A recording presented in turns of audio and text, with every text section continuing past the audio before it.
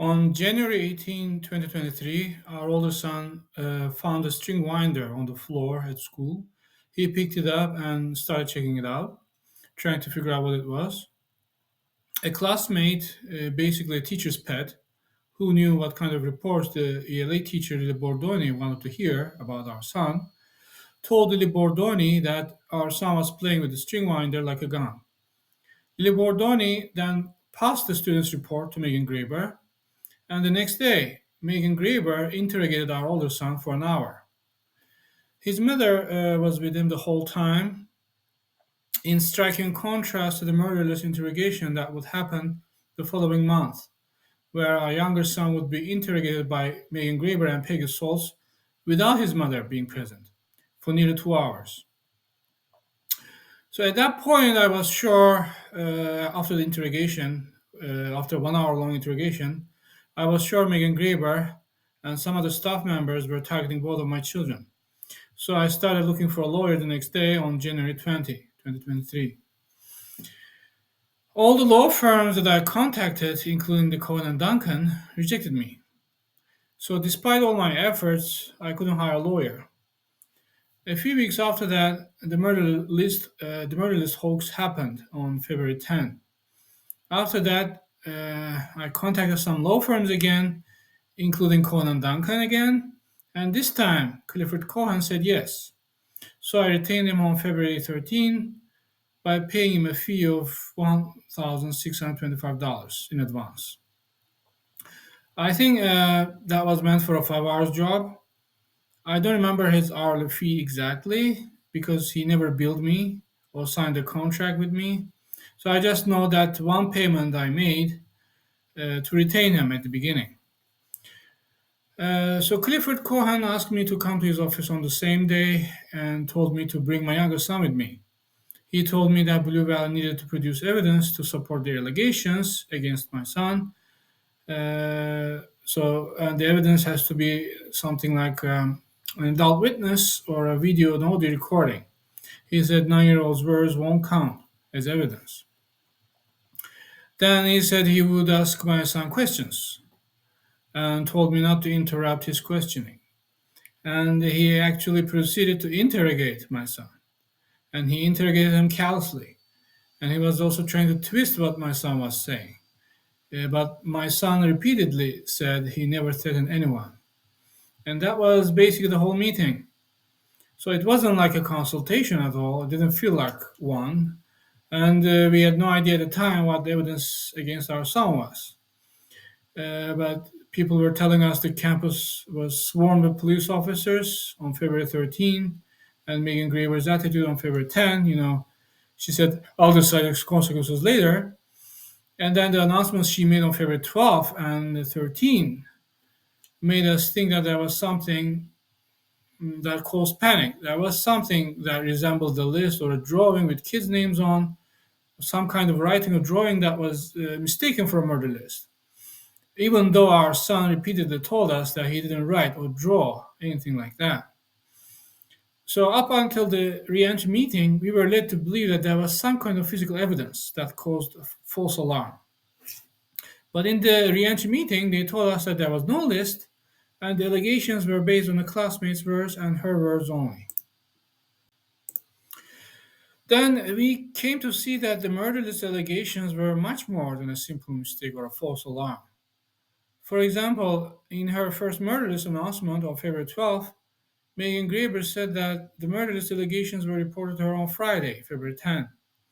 But she actually told the school resource officer on Friday that the allegations had already spread on social media and some students had been absent from school because of that, because they were scared of coming to school. So Megan Graber basically lied. She lied. She knew about the murder list allegations way before that Friday, and she knew from the beginning that there was no threat and there was never ever a murder list. But Megan Graber still lied to the entire Wolf Springs community and made announcements that caused disruption and panic in the community for 1 week. So for this alone, she should go to jail. But she's still a principal in Blue Valley.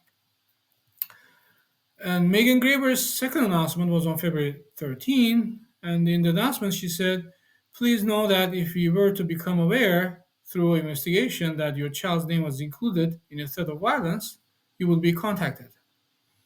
Later, we found out that Blue Valley actually reached out to the parents of some classmates.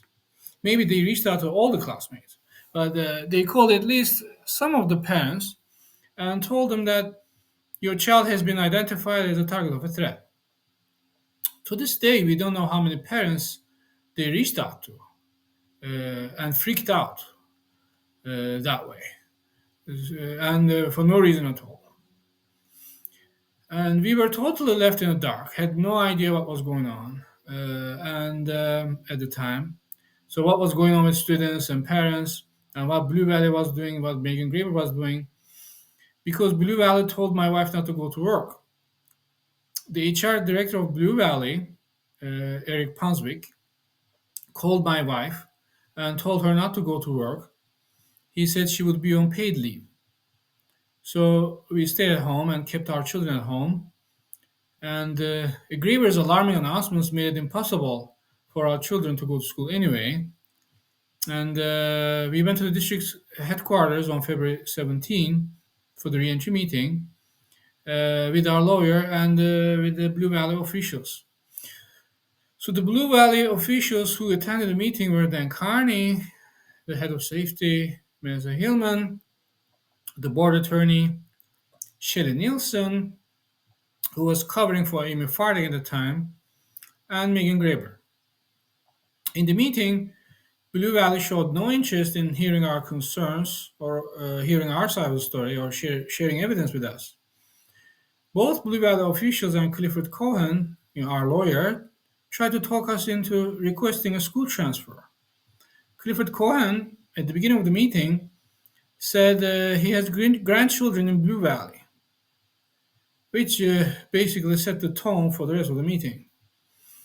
And in the meeting, he acted like a suck up to Mr. Hillman, who would call him Cliff. Clifford Cohen actually stopped the meeting at one point and took us outside to talk us into accepting the deal Blue Valley offered to us. Request a transfer and have a fresh start in another school. On our side, we were so eager to see the evidence against our younger son because we were in limbo for 1 week after the murderous announcements. And for 1 week, neither our children nor my wife could go to school, and they had to school. They had to leave the school early that Friday, February 10th, and we had no idea what was going on, and we had no idea what was going to happen. So we all we wanted was closure at the time. So after they told us there was no list, we started asking Megan Graber questions, and Melissa Hillman stepped in and hushed us, saying, "I won't let this turn into an interrogation of Mrs. Graber." And Clifford Cohen joined in and said, "I won't let that either." Then, and when we saw the meeting was all about talking us into requesting a school transfer, and they weren't willing to listen to us or discuss anything with us, we just walked out of the meeting. On February 20, Clifford Cohen sent me an email saying that Vanessa Hillman accused me of threatening Blue Valley officials and faculty on social media. Clifford Cohen acted as if Vanessa Hillman was telling the truth, did nothing to verify her allegations, and he didn't even check the allegations with me. So basically, he was just passing Vanessa Hillman's message to me, and he was kind of accusing me too. You can actually view those posts, the posts that Vanessa Hillman's accusations against me were based on, by clicking on the link in the comment section. So those are all my posts, all the things I posted on social media at the time. So she lied. Vanessa Hillman lied about me threatening Blue Valley officials and faculty. And Clifford Cohen could have easily proved that Vanessa Hillman was lying. So he could have asked me for my social media posts. So we had a clear First Amendment retaliation case. And instead of challenging Blue Valley or suing Blue Valley or helping me to find someone to sue Blue Valley, he just bolted. He withdrew his representation and he said there was nothing we could do about Blue Valley's decision to unilaterally transfer our children. And they didn't just transfer our children, they also transferred my wife and to an intense resource classroom in the middle school, which was meant for students with severe disabilities, which was a clear HR retaliation. Reassigning an employee to a less desirable position in retaliation for something. And the only legal advice Clifford Cohen gave us at the time was that Blue Valley can do whatever they want, and there's nothing we can do. There's nothing he can do about it. So we just have to suck it up. So we didn't know how to process it this all at the time. But in retrospect, Blue Valley just wanted to use the student rights lawyer Clifford Cohen to make it look like we were given due process.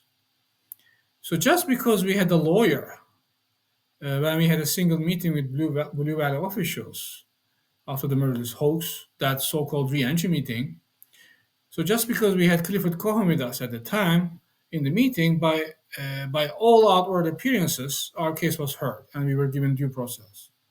But all Clifford Cohen did during and after the meeting was to push us to stomach the outcome that had been predetermined by Blue Valley, which was we requested transfer to another Blue Valley school so Blue Valley can make it look like we left Wolf Springs Elementary of our own free will. As I mentioned earlier, Clifford Cohen's company, Cohen and Duncan, declined to take our case on January 20, but then agreed to take it right after the murder list hoax happened on February 10. Why? Why decline to take our case like a few weeks before, a few weeks ago, and why take it now? So we have no doubt that the Blue Valley's board attorney, Melissa Hillman, who thanked Clifford Cohen for his services after the reunion meeting, asked him to take our case, and he obliged. So they thought that they could control us like puppets by using Clifford Cohen. So they pull Clifford Cohen's strings, and he in turn pulls our strings, so we do whatever Blue Valley wants us to do. But they miscalculated, they misjudged, they got it wrong. Just because they have the power doesn't mean they have the right.